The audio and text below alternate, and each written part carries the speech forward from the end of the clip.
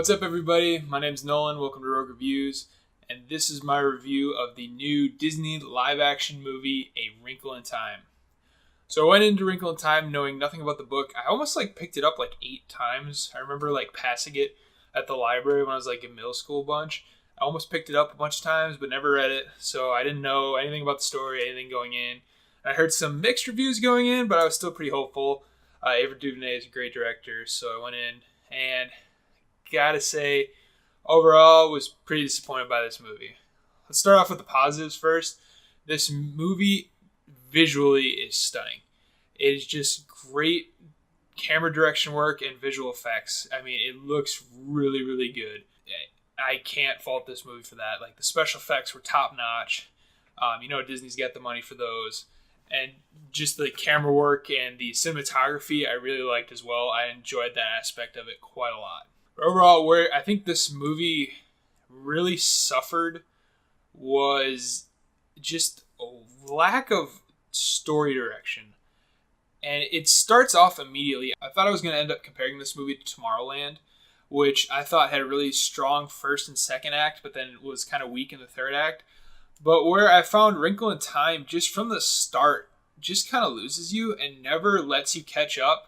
You're seeing the movie through the eyes of the girl, the main character, and it seems like everybody else knows more about what's going on than she does, and then as an audience, you don't know what's going on. So everybody, filled with lines I'm not sure about her, I don't know if she's ready for this, and then you're ready for what? And then they never explain it, and you're okay. And just there's so much stuff Oprah, Reese Witherspoon, and Mindy Kaling. They are great in their roles, but they don't have much to do.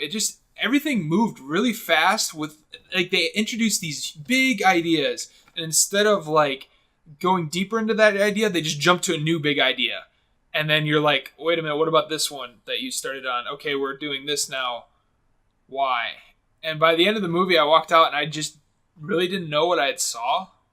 I didn't understand the story, and it just seemed very, simple but very complicated at the same time, if that makes sense.